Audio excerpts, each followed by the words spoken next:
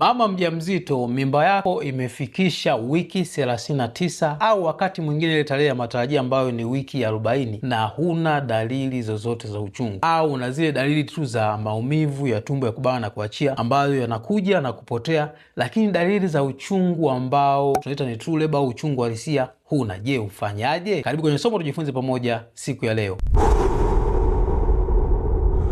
Kama ni mara ya kwanza kuweza kutembea channel yangu, unaweza subscribe hapo chini ndio kujifunza kuhusiana na afya ya mama mjamzito, lakini vile vile na mtoto mchanga. Sasa kama wewe ni mama mjamzito kama hawa ambao walikuwa wananiuliza maswali ambao wananifuatilia, mmoja wapo ni huyu anasema, Dokta, mimi nina mimba ya wiki 39 ila napata maumivu nikitembea, nikikaa, nikiamka napata maumivu, nikilala, nikigeuka napata maumivu, na kojoa mara kwa mara. Je, inawezekana nikajifungua karibuni kabla sijatimiza wiki ya 40? Maana nilivyoenda kliniki nikaambiwa nisipojifungua nirudi kliniki tarehe 10 mwezi wa 4. Kwa hiyo huyu anapata maumivu ya hapa na pale, na kila akibadilisha upande labda kalala kaamka anapata hayo maumivu. Swali lake ni kwamba anaweza kupata uchungu halisia au akajifungua kabla ya tarehe ya matarajio. Hiyo ni kweli kabisa. Tulisema kwamba kwa mama mjamzito, na inawezekana huyu ni mimba yake ya kwanza, ndio maana ameuliza swali hili. Mama, mimba yako inapokuwa imekamilisha wiki 37 mpaka wiki 42, ndio kipindi ambacho unaweza kujifungua mtoto ambaye ni komavu. Mtoto wako akatoka vizuri bila shida, labda wakati anatoka kwenye uchungu au wakati wa uchungu kapata changamoto fulani, labda mlija wa kondo ulizunguka, ndo anaweza katoka mtoto mwenye shida za upumuaji au shida fulani. Lakini kama umejifungua vizuri, labda kwa upasuaji au kawaida, kuna sababu fulani zimepelekea ujifungue kwa upasuaji, labda una nyonga ndogo, utajifungua mtoto ambaye ni komavu na yuko vizuri bila shida yoyote. Sasa yeye anasema kwamba dalili anazozipata ni kama ule uchungu wa mwanzoni ambao tunaita false labor, ambao uchungu sio halisia, dalili tu za kuelekea kuwa na uchungu.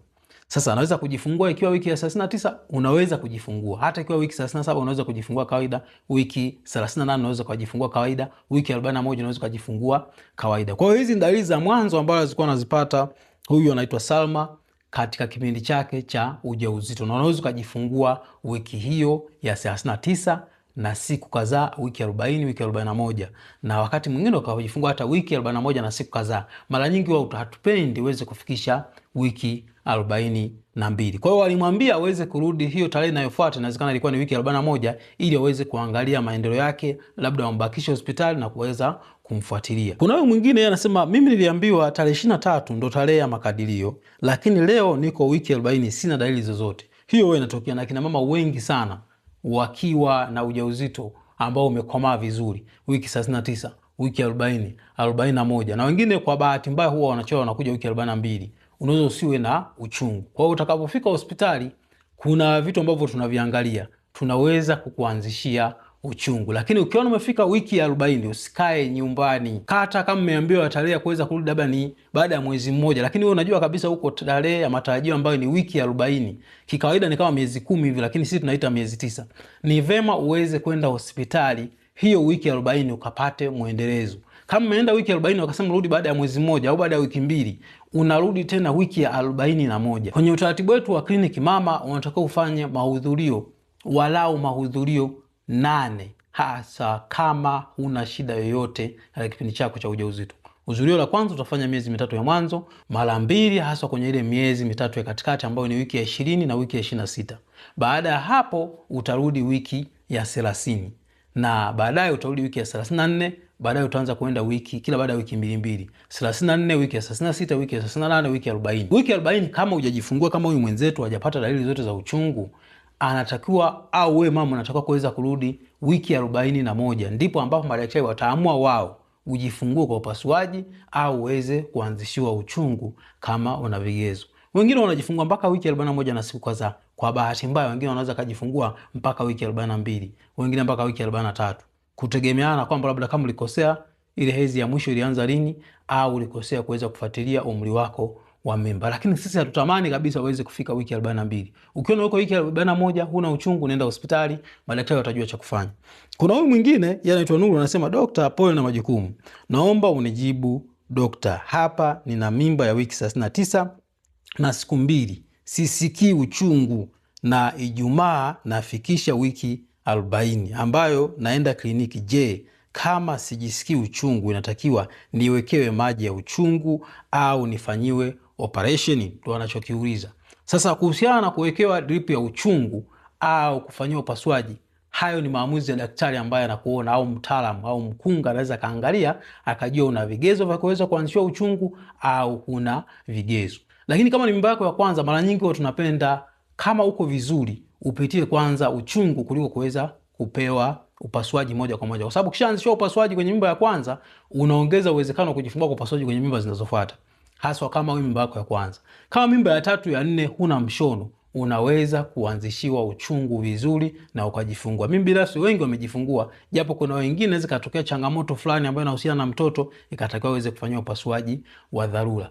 Lakini vile vile usiwe na wasiwasi. Kwa mfano wewe na wiki 39 na siku 2, usiwe na shida kabisa, kwa sababu muda bado nao. Kuna wiki 40 yenyewe, wiki 40 na siku kadhaa, mpaka unaikamata wiki 41, na wengine wanaweza kuongezea wiki 41 na siku kadhaa, siku 2, 3, 4, 5 wakaamua kuanzia uchungu. Kama uko vizuri, usipokuwa na hofu, umekizi vigezo, unajifungua vizuri bila shida. Mimi mwenyewe huwa nafanya bila shida yoyote. Kikubwa hutakiwi kuwa na wasiwasi. Sasa kama una mshono labda mmoja, wakati mwingine madaktari wanaweza kuangalia, wanaweza kuacha kuangalie ili waone kama unaweza uchungu wenyewe kuweza kuanza na kuweza kufanyiwa uchungu wa kawaida, haswa kama na mshono ambao labda mwanzoni ulijifungua kawaida halafu ukajifungua kwa upasuaji kwa sababu ambayo sio ya kujulia, mtoto alitanguliza miguu au alikaa katika ulalo au kulikuwa na shida ambayo ilimuhusu mtoto, wakaamua kufanyia upasuaji ambao hauna mahusiano sana na masuala ya nyonga au shida nyingine ambazo zinaweza kupelekea ukajifungua tena kwa upasuaji. Kwa unaweza kujifungua kawaida, lakini mara nyingi wao unatakiwa usikilize madaktari wanaokuona, watakuangalia, wanakufanyia ule uchunguzi kutoka kichwani mpaka kwenye miguu, tumbo lako lilivyo, mtoto amekaeje na ana uzito kiasi gani, ndipo ambapo wanaweza kufanya maamuzi ambayo ni sahihi. Kwa hiyo ukiona mimba yako imefika wiki ya 38, mfano kuna huyu mwingine hapa aliniuliza swali, yeye ana wiki 38 nafikiri, yeye anasema kwamba mimi nina mimba ya wiki 38, je, nimechelewa?